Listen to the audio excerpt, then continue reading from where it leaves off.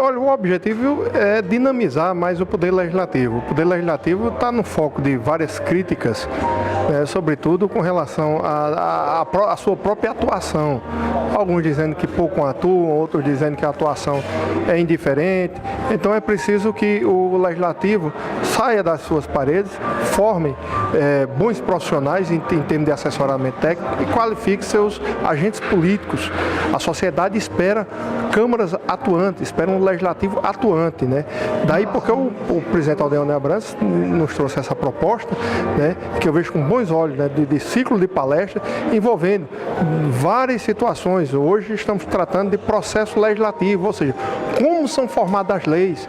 A sociedade, inclusive, precisa entender como as leis são formadas, né?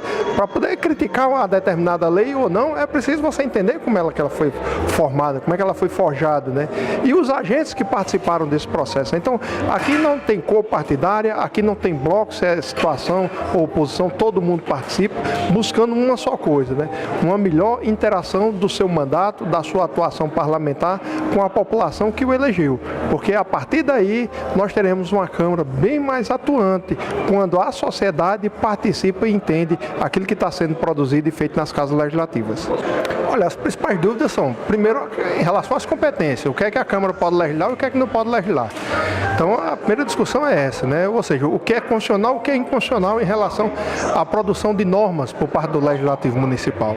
O segundo aspecto, como é que as sessões funcionam, né? A questão do quórum, né? Com quantos vereadores realmente se pode votar determinada matéria, né?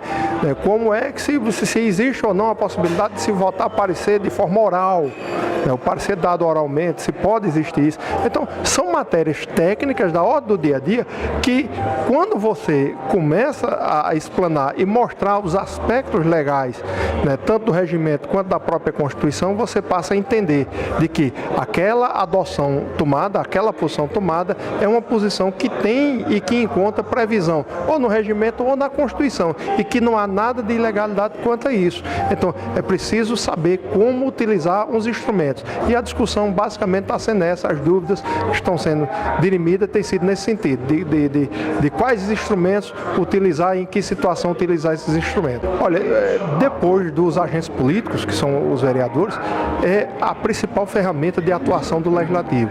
Se eu tenho um bom quadro técnico em termos de profissional capacitado, eu vou ter um Legislativo atuando bem. E, em consequência disso, eu vou ter uma população que vai estar recepcionando informações mais precisas, informações que realmente são condizentes com o interesse dela. Porque muitas vezes a informação ela não sai, porque, infelizmente, o quadro técnico ou é reduzido ou insuficiente para tratar dessas matérias. Às vezes o vereador quer dizer algo mais do que aquilo que foi dito e faltou justamente um assessoramento político. O vereador, ele é um agente político, ele não é um agente técnico.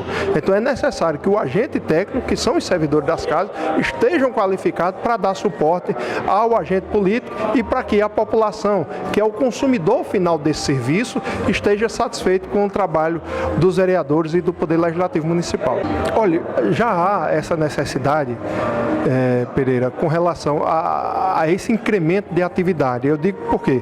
Porque a sociedade está cansada de ter um legislativo, digamos, do ponto de vista leniente, que as coisas estão mornas ou calmas demais, que é um legislativo atuante, ainda que seja para dizer sim, mas que saiba dizer sim, quais os fundamentos de dizer sim. Então, a adesão tem sido boa, várias câmaras municipais aqui presentes, né, nesse encontro já demonstram isso, ou seja, o legislativo está evoluindo, a sociedade precisa participar também dessa evolução. Olha, eu faço uma crítica àquele discurso que diz que a classe política é corrupta por essência, porque quando eu faço isso eu esqueço de me incluir dentro dessa classe política, porque todo indivíduo é um ser político. Ora, o vereador ele não vem de Marte, não. O vereador, ele vem do seio da sociedade. Ele representa uma parcela da sociedade. E representando essa parcela da sociedade, então ele tanto traz as qualidades, como traz também os vícios dessa parcela da sociedade. Então, se eu digo que determinado político é corrupto, eu estou dizendo que parcela da sociedade também é corrupta, né? É uma lógica, né, que você pode tirar facilmente. Então, não é bem... Eu acho que a sociedade deve contribuir com o melhoramento da política, sobretudo a política institucionalizada, através do Poder Legislativo. A mensagem final, Pereira, é dizer que o trabalho é importante. E se você puder fazer um trabalho com qualidade, ainda que não se reconheça no primeiro instante, mas no segundo momento a população vai reconhecer esse trabalho, né? Todos nós reconhecemos quem são as figuras importantes dentro da política que têm um trabalho importante. Então, é preciso dinamizar esse trabalho, é preciso interagir mais dentro desse trabalho, seja na própria base de sustentação dos gestores, seja também na oposição. Isso não desmerece nenhum nem outro, né? Todos têm que agir com qualidade, agindo com qualidade na prestação do seu serviço, que é um serviço público, é um ônus público, serviço público à vereança. Agindo assim, a população reconhecerá todo o trabalho e toda a atividade a ser desenvolvida pelos nossos vereadores.